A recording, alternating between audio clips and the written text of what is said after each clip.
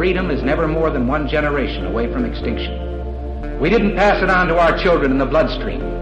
The only way they can inherit the freedom we have known is if we fight for it, protect it, defend it, and then hand it to them with the well-taught lessons of how they in their lifetime must do the same. And if you and I don't do this, then you and I may well spend our sunset years telling our children and our children's children what it once was like in America when men were free.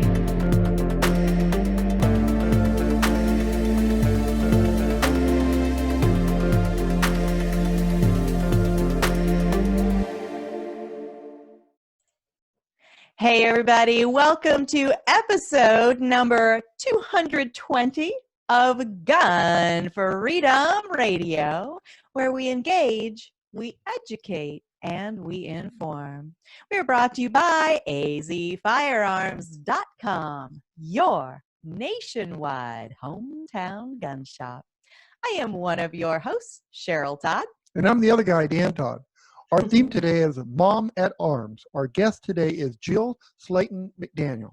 Jill is the Virginia State Director of the DC Project and the creator of Mom at Arms, which is a grassroots sleuth site that exposes gun control organizations and their funding partners. Welcome to the show, Jill. Hi, how are y'all doing? Your guests, your listeners are also and viewers are also doing very well during all these crazy times. Oh, right? I mean, unprecedented nuttiness from sea to shining sea. Yeah. And so to have an organization like you have developed, which we're going to take a deep dive into as we go on, to kind of, put some structure around some of the craziness is so important, and the timing could not be more perfect. So thank you for all you do with Mom at Arms. Thank you.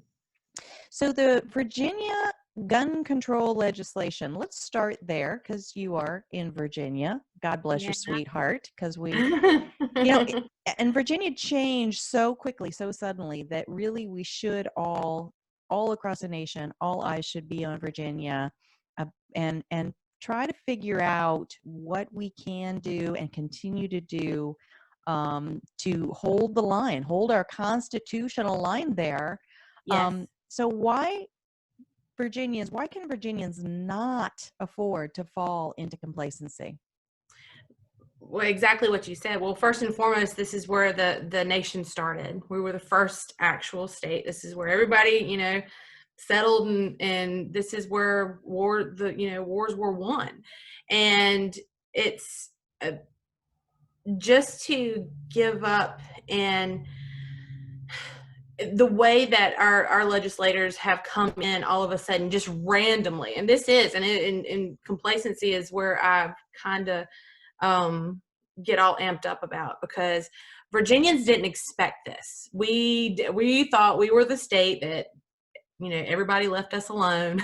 We were right there on DC, but we, being the first state and being, pretty much pro-gun anyway, people were going to just leave us alone. But they saw their way in, and they saw their way in because we thought that way, because we thought they're not going to touch us. We're already pro-gun. They're not going to touch us. We're not going to see what, the rest of the nation is seeing.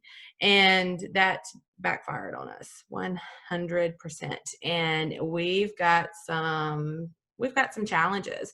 And now it's like,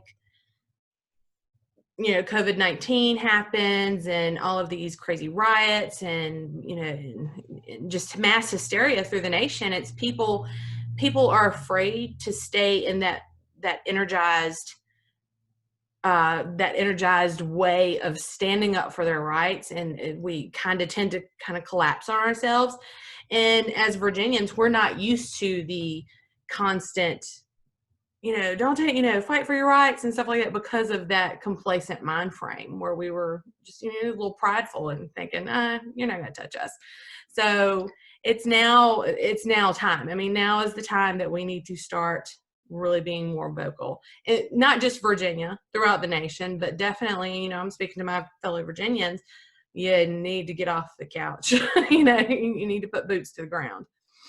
Absolutely. And we're sitting in the state of Arizona, and I want all of the Arizonans to lean in and listen to what Jill is saying, because so often we hear that in Arizona. Well, we're Arizona.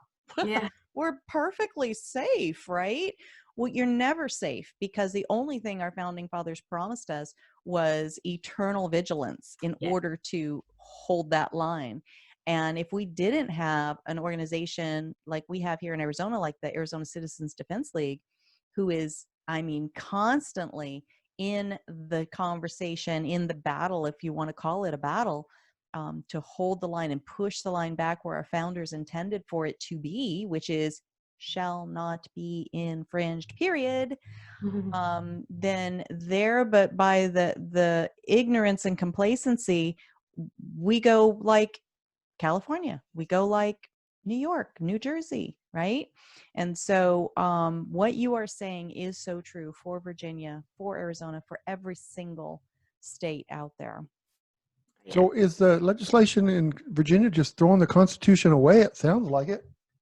Oh yeah, there's no regard for it whatsoever. It's just, and that's another thing that has just completely blown all of our minds. And you have people on both sides of the aisle, the political aisle, that are like, wait a minute, what is this?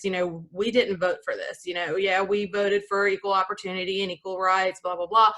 But this was when things kind of get out of hand, is when, and because they're, like I said, both sides of the aisle. I mean, Virginians' gun rights and firearm ownership was and always will be a way of life for Virginians.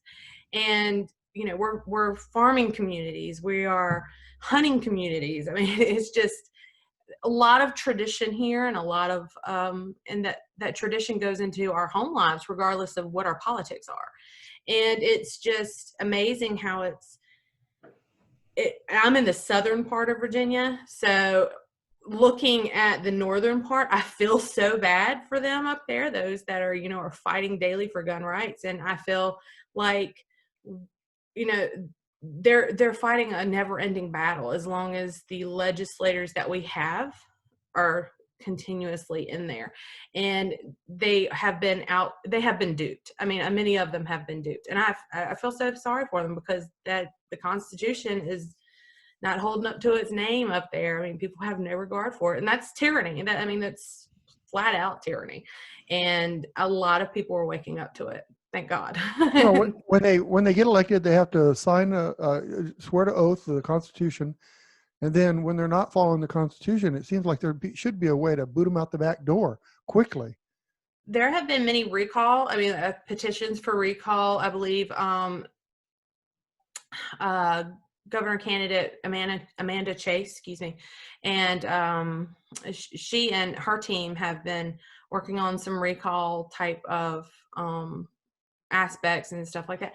I try to stay out of the political aspect of it. I want people to understand that their constitutional rights are not to be politicized. They're for everyone. But when you hear stuff like this, when it's coming from a Democrat or a Republican leader, it tends to kind of twist things and kind of muzzle things up. So we're trying our best to keep as completely nonpartisan as possible, especially with Mom at Arms, but and the DC Project, of course. But when it comes down to living here and seeing it, you see a totally different picture. And like I said, Southern Virginia, it's like being on the outside looking in, but still being within it. It's just, it's wild. It's wild. Well, Jill, there is some good to this, because the COVID has waken a lot of people up, and it's waking a lot of Democrats up. These are Democrats that voted against guns and now find they need guns, and they're realizing that, wait a minute, these laws that are designed to keep criminals from owning guns is also keeping me, an honest citizen, from owning a gun. So we need to do some work there. So I do think that we're going to be seeing some changes that might not be in the Democrat or the anti-guns favor. Exactly. I think I read an article today. I had to skim through. It's just a crazy Monday, manic Monday. An article where Virginia's gun sales have gone up 77%. I have to be a little bit more clear on that. So don't quote me, but I do know that they have gone up tremendously during this whole thing, especially during these riots and crazy stay-at-home orders because of them. You know, people are fearful for their lives. And when you're put in that position, I mean, you can be raised like I was into being prepared for this type of stuff, or you can, you know, be faced with it in an instant. And now a lot of people are being faced with it in an instant, and they're saying that all the things these gun control organizations have said about buying guns and gun rights and everything else are complete lies. I mean, these are just, it's a waking point. I mean, I can't remember who said it best, but I know it was probably pegged by the VCDL, the Virginian Citizens Defense League. These people had, you know, leaders like Northam and the rest of them, they have woke up a very, very, very angry giant. I mean, this beast is ready to roll, and I think all of Virginia is about to come into that. All of America. I mean, if y'all saw Lobby Day, which I'm pretty sure y'all did, but yes, in January. Big event, you know, compared to what they normally see at the VCDL Lobby Days, where, you know, anywhere from 200 to 500 people, sometimes less. You get almost close to 100,000. So, well, and you don't have to live in Virginia in order to be a member of the VCDL. I am a proud member. Just recently got my membership kit. Yay. And I think it's important for us to support other efforts in other states, because what happens in one will happen in others. That's right. And so I love, of course, their Gun Saves Lives. You see those big orange stickers on people's shirts, and you're like, yeah. And as a matter of fact, they do. Guns do save lives. Here's a weird thing. I'm seeing moms at arms. That is interesting. I mean, most moms you hear on the news are saying, "Oh, we don't need guns. We don't need this." What's going on with that? That is Moms Demand Action. I am Mom at Arms, and what that is it's Man at Arms. That, you know, Man at Arms, or Brothers at Arms and everything like that. I'm thinking, all right, so here's this group, Moms Demand Action, who are pretty much using, and when I say use, I mean manipulating folks through propaganda tactics that are using women, mothers, and children. And it burns my hide so bad. I mean, it really does. So when coming into this, I was becoming more vocal on social media. I was a brand new mom at the time. And when I was kind of putting my voice out there, after doing some research and everything, because they lie so bad. See, I was just like, I get into it. I think about them all the time, and I don't wish them any harm by any means, but Lord, I just want them to just kind of just go away. Just end your organizations, because your tyrant's just the same. But coming into the pro 2A advocacy myself, I was like, I need to put myself out there more. I need people to understand that I'm here. I'm just a mom, brand new mom, wife to a U.S. Air Force vet, but I grew up in a law enforcement and medical home. And I need people to understand, like, firearm ownership is not what these ladies like Shannon Watts, who founded Moms Demand, are saying. And I had some folks really supportive. They're like, yeah, do something. And then I started writing and blogging about it. And I was like, well, I need to come up with a name. And for some reason, Mom at Arms just struck me in the head because of Man at Arms. So I was like, if men can do it, women can too. I'm kind of feminist in that aspect, but I appreciate the guys. Absolutely. I appreciate y'all very much. Thank you. I like it when the doors are open. Yes. But that's where the whole aspect of Mom at Arms came from. It was to combat Moms Demand Action from a mother's point of view. She took out, Mom at Arms took off really quick. It went from me you're offering such important information, and I love that you call yourself a sleuth site, because we are just handed headlines and handed pre-chewed and pre-digested garbage news in air quotes, and we're just supposed to believe it and nod our head like obedient little children, and shuffle our little feet on down the line. And what that really is the culture, right? People are trying to affect and change the culture so that it is culturally inappropriate to fill in the blank, right? And definitely be a mom and have firearms in the home, right? Oh, yeah. And so you and your organization, you're sleuths, and you're going much deeper and behind those headlines, and you're starting to give us such needed truth. We have a famine of truth in the nation right now. And so you are breaking through and you're debunking the gun control propaganda. And you particularly at Mom at Arms like to, I don't know if troll is the right word, but troll Shannon Watts, who is the leader of the Moms Demand group. We have been, and where that came from is I was still pregnant with my son, and Trump was coming into office, and I started to see gun control ads. And I thought that had filtered away during the earlier part of Obama's first term with the Brady campaign and all of them. And then all of a sudden it's just like gun control, gun control, gun control. And I was like, this is wild. This, we haven't heard about this in a while. And now here it is again. I was like, they're just seeking opportunities. And then I see this very sweetly sounding woman come on, and she's talking about, we need to protect our families. And I was like, oh, okay. And then all of a sudden it's, I started this after Sandy Hook, and I was like, wait a minute, this is ringing a bell. This is sounding all too familiar to me. And here she is, she's pushing gun control. So pregnant and hormonal. that did it. I was like, no, that's not, first of all.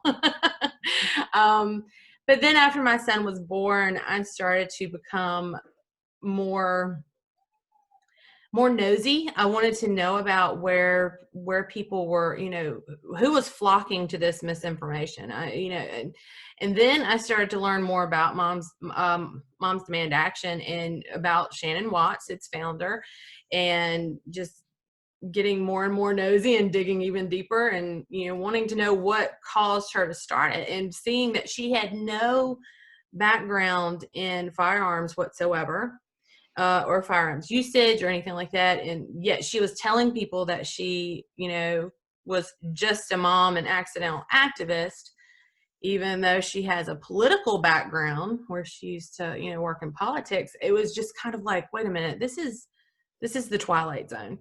And I was like, this is wrong. This is so wrong that this woman is allowed to have a platform and speak. And that's where I took it. I was like, no, we need to start giving the truth. I want to start educating people on, certain matters of, when firearms are necessary, and pretty much every day. And when you should always be aware of your surroundings, unlike what she is telling, Shannon Watts was telling people.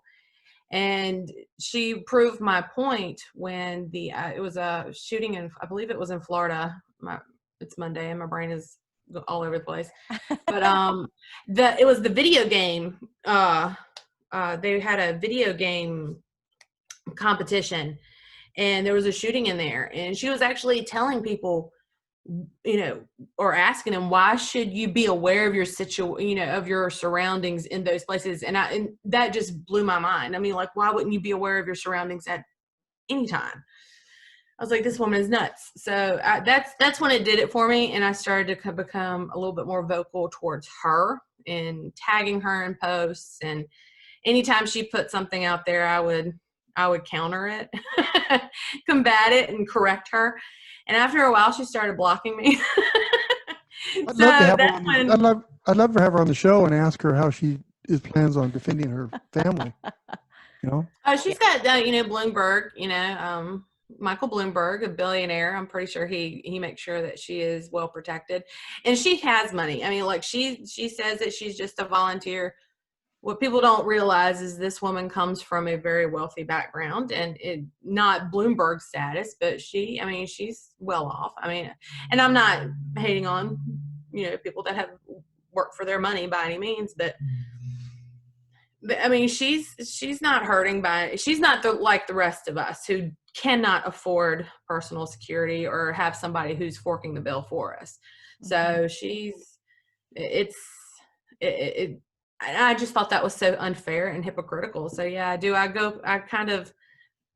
don't take, at first I was like, no, this is being that I am just a mom and, I work my 40 hours like many, Americans, the majority of us.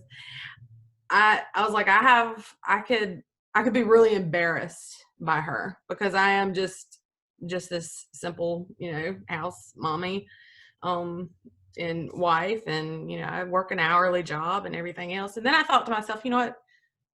No, it's fine. I mean, I could lose a lot more if she's successful. So, and that's when I was like, let's do this. Let's put it all out there. And, I try to be as transparent.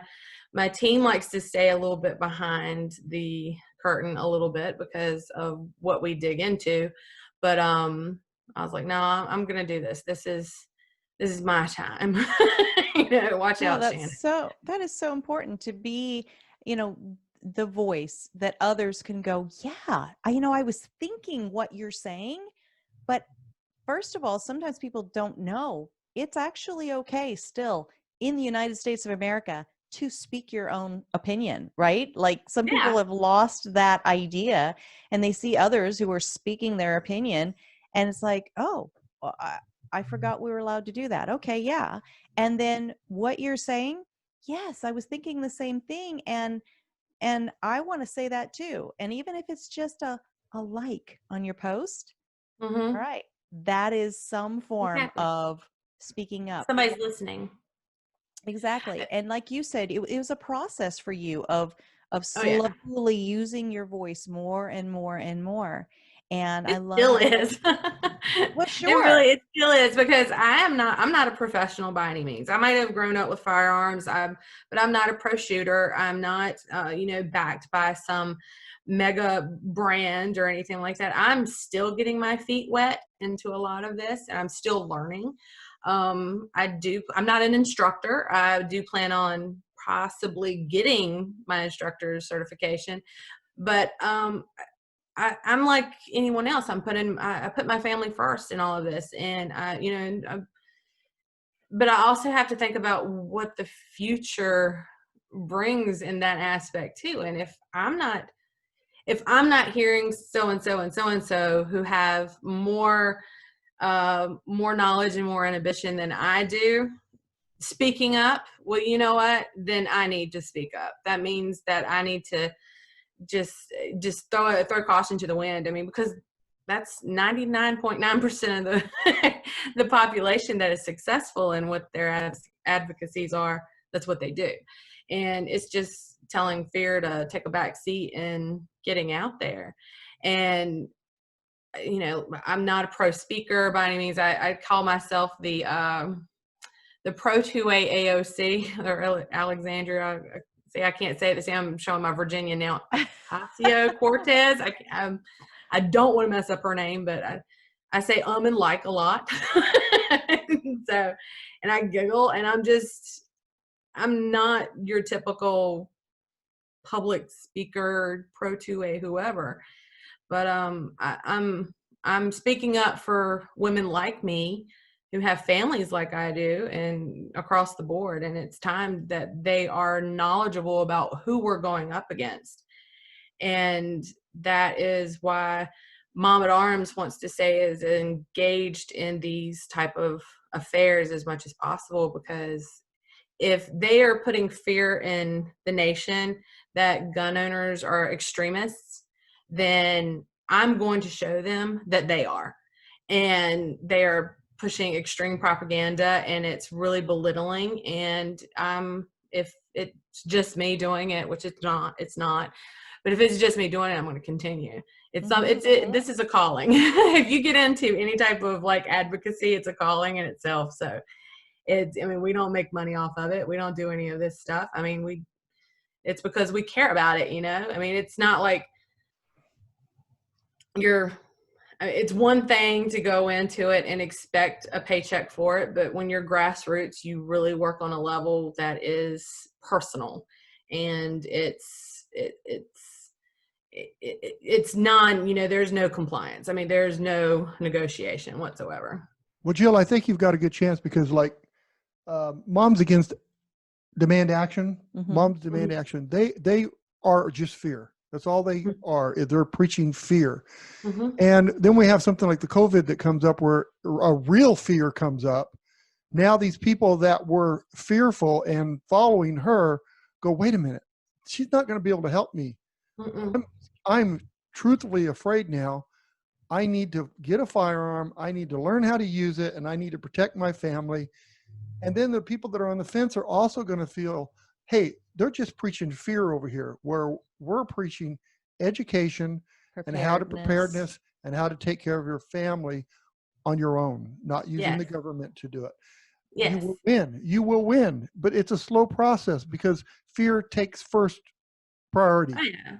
And I mean, like I said, I'm the daughter of a law enforcement officer. My father was a police captain in an FBI affiliate in my area, and for him to raise, and I have a younger sister. I have an older brother and younger sister. I'm middle child.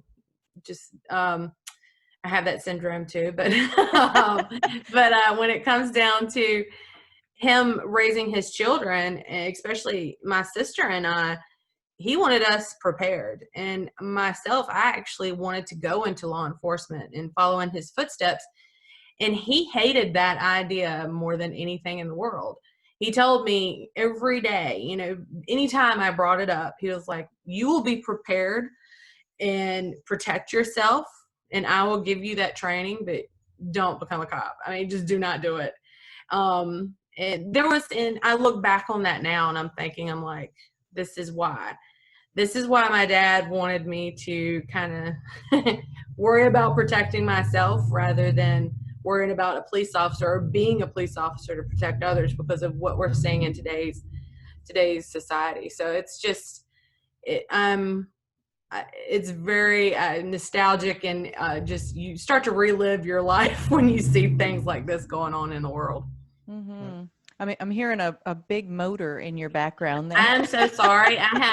This is Virginia. I have neighbors. I didn't think they were going to be here. You turned it off. But we have some neighbors in the teenage boys in this area, like in big trucks and tires. So.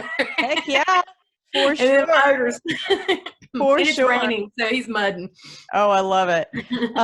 So as we're talking about staying engaged and mentally engaged and engaged in conversation with each other and being a community resource like Mom at Arms is, how important is social media in crafting the message, in carrying the message forward to affect our culture as a nation? For one, the internet is forever. Even if you delete things, and I'm going to go into all that, even if you delete things tend to resurface. So with that being said, even though it's a blessing and a curse, and with that being said, it's like I tell people, you need to if you're going to get into any type of advocacy and put your voice out there, you need to keep a paper trail of your advocacy and what you're doing. And because this is forever, this is just what we're going through now. This is a forever thing. We will forever be fighting for something, some sort of freedom and liberty. This is not utopia by any means. And this, and until the day is done. But when it comes down to really getting out there, social media is a really good starting point. You can just put your voice and put your feelings into it. Even though I don't suggest that all the time, because you're gonna want to you need to find a starting point, put your feelings out there, why you believe in it, and then start backing those feelings up with facts. And social media is a great way to network with folks. That's pretty much how I got, and most of us have gotten out there to put out our brands, but to put out our message as well. You have all of this opportunity and right at your fingertips, but that does not stop from actual word of mouth, which has been proven to be the best advertisement ever. That's to get you out there and really start engaging with folks. But you can do it through social media aspects as well, and just put your personality into it. It's a lot easier that way. I find it a lot easier that way. I'm a writer, I like to write. I'm not a public speaker by any means. And you tend to get your thoughts and idea out there a lot better. I'm sorry for the horn beeping. No, that's okay. So you can probably hear our dogs barking occasionally because our studio has moved to our home. So there is that. I'm amazed my dogs have not barked. They're being very good, but you shouldn't have said that. Yeah. Yeah. Now they're going to, because we said that, right? But I love that you put out there that the internet is forever.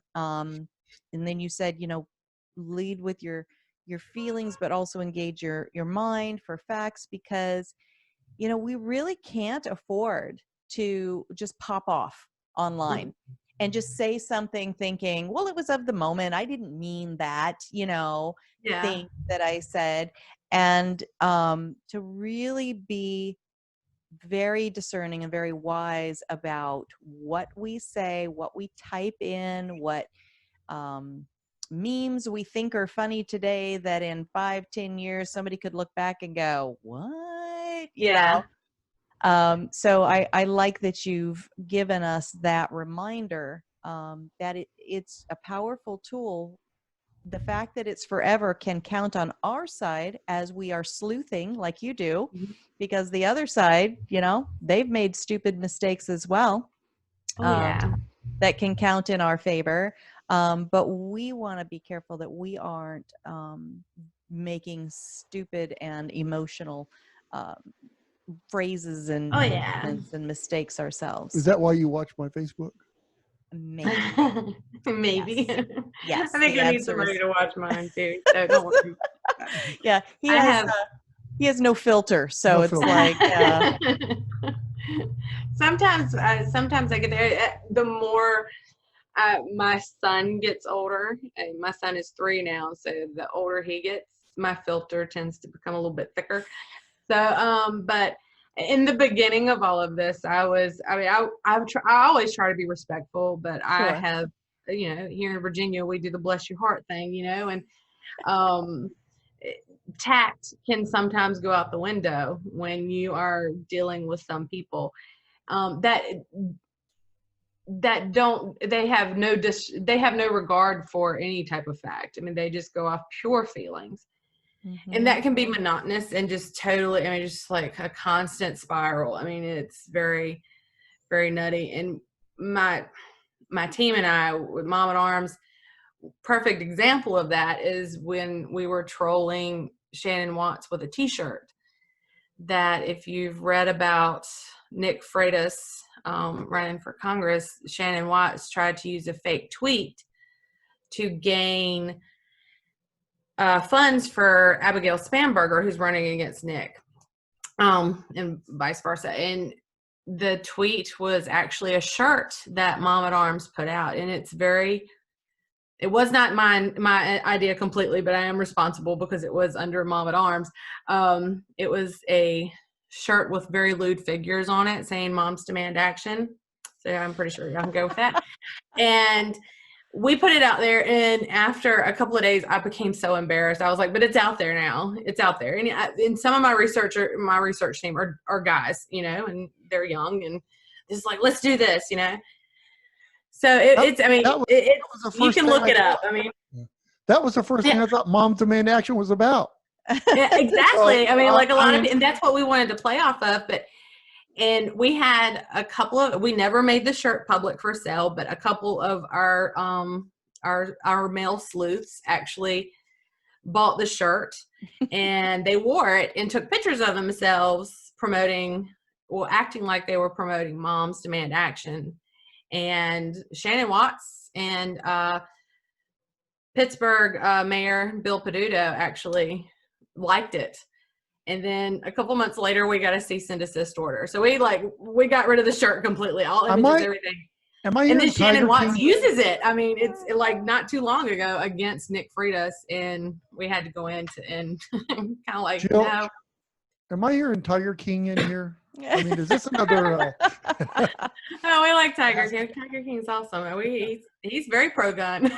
Yeah, there's that. Just another Carol Baskin out there. Yeah. Everybody says that she's my Shannon Watts. I get picked on as I have some friends in Nevada that tell me all the time that Shannon Watts is my Carol Baskin, and it's just I'm like, oh gosh, here we go. I'm gonna get in trouble because I'm gonna say the first time I thought about Moms Demand Action was going to be a little corner on Van Buren on Las Vegas. Yeah, it's weird. So, it's a strange name. I'm not gonna lie about that. It's like what, I think it's all played. I really honestly think it's very strategically played out. I mean, Shannon Watts is a PR pro, and I'll give her that. I mean, she's smart about it. She knows how to work it, and I think that's where I wanted to come in. I have like a little background in advertising. I used to work for an advertising a newspaper. But and I learned from the best. They were really, really good. Small, it's a small town paper, but they were very determined to be a big town name. And I just like anytime Shannon puts something out there, I'm thinking to myself, I'm like, what is she thinking? Like, I'm getting on her level. And advertising is a manipulation scheme. I mean, it's just what it is. I mean, put out a product, you want to kind of pull on those heartstrings of people and to buy the product. And that's pretty much what Shannon's doing with Moms Demand Action and gun control. And I think to myself all the time, I'm like, she started off as 1 million moms for gun control. That was her name. And then all of a sudden she's Moms Demand Action for Gun Sense in America. I started digging on all that. And I actually have an article called Copycats that pretty much explains all of that and why, not necessarily her stating why, but you'll see similarities. If anybody's familiar with the Brady campaign and Donna DeStomasis with Million Mom March and how that all came about. Donna DeStomasis was a PR manager. I mean, she had a background in working in news and politics. I mean, she had close connections to Clinton, and she created this movement, and she wrote a book about it. And Shannon Watts, same thing, PR background, small background in politics. And I mean, it's just almost, it's carbon just copy, very carbon copy. And for people, for that to happen, I mean, that's too much of a coincidence in my book. And I don't push theories, but it's very, very big coincidence in my book. Absolutely. So you and I both are delegates for the DC Project, and I see you're wearing one of our teal shirts today. I love it. And that logo is educate over legislate, right? We want to educate, not legislate. Those are some of our hashtags. And also teal for 2A. It's a teal colored shirt. Yes. How did you become involved with the DC Project? Oh, wow. I was watching, I have met, through Mom at Arms, I have met so many people. I was unaware of the DC Project at the time of Diana Mueller, who is the founder. I had no idea what the DC Project was. And when I saw her at the Judiciary Committee, in that beautiful dress, and she said, I will not comply. And then a Virginia chief of police, started to break her oath on TV right there in front of us.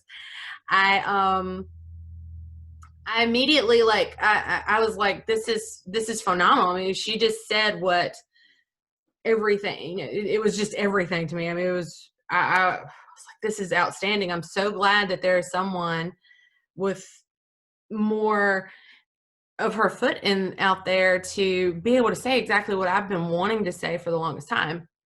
And then Chief Brackney, the Charlottesville police chief, was talking about, taking guns away and pushing gun control. I ended up calling in an article for Chief Brackney to resign.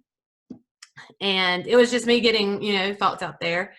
And then a gentleman who actually read my article put a petition together to get Chief Brackney to resign. The petition was unsuccessful, but it made headlines. Yes, So it flew that way. And then I had been interacting with Rhonda Ezell in Chicago. Chicago Guns Matter, and Ezell versus Chicago. She is such an inspiration. I had been talking to her on social media, and we've been chit-chatting, and I actually republished her story through Mom at Arms. And she just one day she reached out to me and she says, you know what, you need to volunteer with the DC Project. And I was like, all right. And I was like, well, give me some more info. And she sent me to, the website and everything. And I joined, and I just loved it. I wasn't very active in the beginning, but then I want to say it's been about 6 months. I finally, there was an opening for the director position, and I reached out to Diane and I told her, I was like, if you have any, you haven't had anybody step up, I'd love to do it, because all of this gun control coming through Virginia right now, I feel like it's my time to get out there a little bit more. So it's just been that way ever since. So it's kind of like Awesome.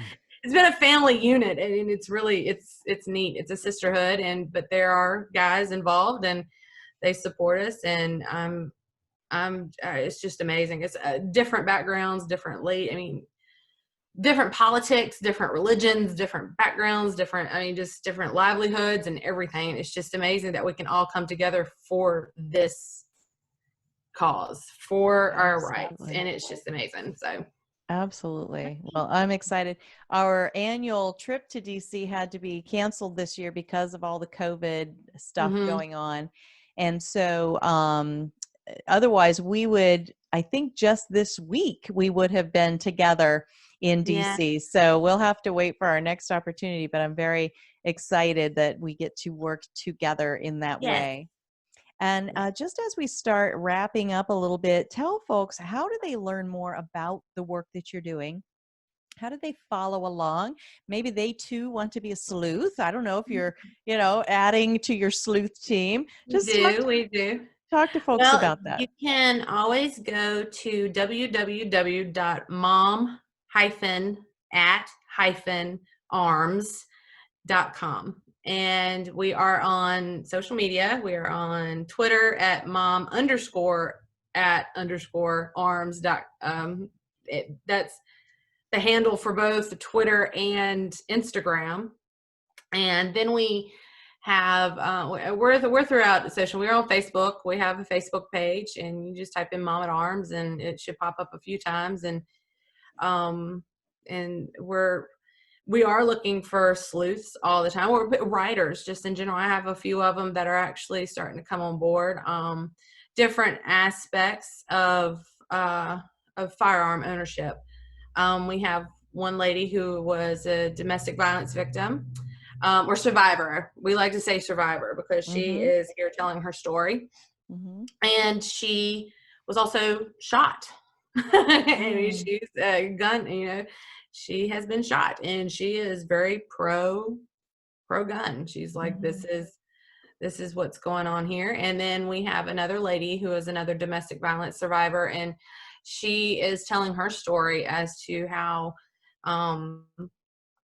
she's where she's come from, and she's come from a hardship. And then we have some law enforcement, and we have some other moms and dads excuse me. And just it's really where it was just me and just using people as sounding boards. It's become this thing. So I blush a lot when I think about it, because I'd never expected this. Mom at Arms became, went quick. We grew quick. So that's how the DC project started, And there's nothing ordinary about you, and there's nothing ordinary about Diana Muller, but it encourages ordinary citizens to see your example and to get involved and to step up. Right. So thank you so much, Jill, for everything that you're doing. And thank y'all very much. We look forward to watching your journey, having you back on and checking in and seeing how everything's going. But thank you so much. Jill Slayton McDaniel, Mom at Arms. Thanks, Jill. Thank you. Bye-bye now. Bye. Wow. What sounds better? Mom at Arms or Moms Demand Action. I mean, if I look at that and I think that's a porn site or something. Did you actually? You actually said action. That out loud. Are we still on? Yeah. Oh, and I. But know. really, I mean, I'm surprised how many. She said it's a publicity thing, but how many guys have called and said, "Hey, I'm in Vegas right now. You want some action?" I'm just saying that. I don't know. Moms demand action. Yeah, I don't. Okay, action. I've never really understood why that was the best name for their group, but you know, Moms at Arms. It's working for Moms them. at Arms. Yeah, that sounds like there's defending. An action. There is an action there. Right. Yeah, for sure. And responsibly armed citizens at Moms at Arms. Anyway, I'm excited to get to meet Jill McDaniel in person at some, hopefully not too far date in the future, but definitely here while we were doing this interview. And for those of you who watch us on YouTube and GunStreamer and on the OpsLens app, be sure that you also go to our website, GunFreedomRadio.com, and click the guest tab, because you'll get to learn more about Jill there and links to the work that she's done, the articles that she's written, her and her team. And so that is a tremendous resource. Be sure to do that. And those of you who are listening at our website, on the On Demand tab at GunFreedomRadio.com, please continue to binge listen to your heart's content, all of the episodes that we have there. And, use the information that experts in their field have spent the time coming on our show, sharing with us. Really, it's timeless. I mean, we've had a few shows that, we're talking about a specific event at a specific time in history, but really the concepts that we're talking about are timeless. And so depending on, when you're even listening to this one, we're in the studio on Monday, June 15th, 2020. The world has gone completely crazy. At least the United States has gone completely crazy. We're trying to get through to the end of the COVID mess, and now there's riots, there's looting, there's Chaz, there's summer love. There's the nation of Chaz going on in Seattle. Love. How do you say that? I don't know. What does the mayor say? She says that they're just a bunch of harmless scamps. Act like her. Act like her. Do it like her. Yeah. They're just having a summer of love. It's just it's a wonderful experiment in democracy that they've cordoned off 6 entire blocks of our city and just renamed it as the nation of Chaz and actually seceded from the United States. But it's darling. It's just they're the cutest little scamps that have done this. You're way too good at that. You need to stop it right now. Yeah, whatever. My gosh. But summer of love, guys. Summer of love. Just remember, all you guys out there, you young guys out there, Mom Demand Action is not what you think. Don't call them. Well, yeah, don't call them. Don't call them. I wouldn't call them. If you're not doing anything, you have nothing to do, don't call them. But I would definitely check out Mom at Arms and Jill Slayton McDaniel and all the great work she's doing there. We've got to wrap up. Thank you so much to all of our amazing listeners and viewers. What we do here matters not nearly as much without you.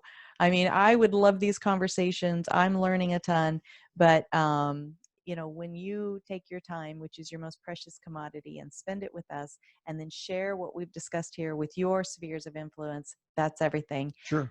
Thank you to our awesome guest, Jill Slayton McDaniel, Mom at Arms. And until next time. pray for our nation. Yep. Pray for our leaders. What? Yeah. All of them? All of them, Dan. Even the ones you don't like. Especially, fill in the blank. Especially who? Especially Nancy Pelosi. Maybe. You told me to fill the blank in. Especially the ones you don't like. Have a great week. Be good to each other. And God bless. Bye.